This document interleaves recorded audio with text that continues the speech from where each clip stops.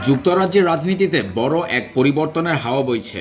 প্রধানমন্ত্রী কিয়ার স্টারমারের পদত্যাগের ঘোষণার পর এখন সবার নজর ডাউনিং স্ট্রিটের 10 নম্বর বাড়ির দিকে। That is why I will resign as leader of the Labour Party. আর সেখানে সম্ভাব্য নতুন বাসিন্দা হিসেবে যার নাম ঘিরে সবচেয়ে বেশি আলোচনা হচ্ছে তিনি হলেন অ্যান্ডি বার্নাম। দীর্ঘ রাজনৈতিক অভিজ্ঞতা আর মাঠ পর্যায়ে সফল নেতৃত্বের কারণে বিশ্লেষকরা তাকেই ব্রিটেনের পরবর্তী প্রধানমন্ত্রী হিসেবে দেখছেন। 1970 সালে লিভারপুলে জন্ম নেওয়া অ্যান্ডি বার্নাম মাত্র 14 বছর বয়সে লেবার পার্টিতে যোগ দেন। বিবিসি তথ্য অনুযায়ী সে সময় বেকারত্ব নিয়ে নির্মিত একটি টেলিভিশন নাটক দেখে তিনি রাজনীতিতে যোগ দেওয়ার সিদ্ধান্ত নেন। পরে কেমব্রিজ বিশ্ববিদ্যালয় ইংরেজি সাহিত্য নিয়ে পড়াশোনা শেষে 2001 সালে নির্বাচিত হন সংসদ সদস্য।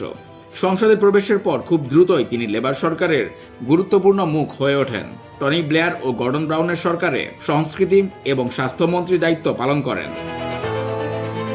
তবে তার রাজনৈতিক পথ সবসময় মসৃণ ছিল না।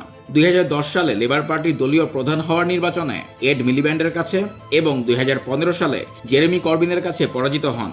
এরপর জাতীয় রাজনীতি থেকে সরে দাঁড়িয়ে 2017 সালে গ্রেটার ম্যানচেস্টারের প্রথম নির্বাচিত মেয়র হন। বার্নামের রাজনৈতিক জনপ্রিয়তায় সবচেয়ে বড় মোড় আসে কোভিড-19 মহামারীর সময়। লকডাউন ও অর্থনৈতিক সহায়তা নিয়ে তৎকালীন প্রধানমন্ত্রী বরিস জনসনের সরকারের সঙ্গে প্রকাশ্য বিরোধে জড়ান। উত্তর ইংল্যান্ডের মানুষের পক্ষে জোরালো অবস্থান নেন। সেই অবস্থানের কারণেই তিনি দেশ জুড়ে পরিচিতি পান কিং অব দ্য নর্থ নামে। প্রায় এক দশক মেয়র হিসেবে দায়িত্ব পালনের পর সম্প্রতি মেকারফিল্ড উপনির্বাচনে 55% ভোট পেয়ে আবারও ওয়েস্টমিনস্টারে ফিরেছেন বার্নাম। এই প্রত্যাবর্তনের পরই প্রধানমন্ত্রী পদের সম্ভাব্য দাবিদার হিসেবে তার নাম সামনে আসে। And that's the kind of change we need to, a change in our politics to make it work again for people. তবে বার্নামের সামনে অপেক্ষা করছে কঠিন পরীক্ষা।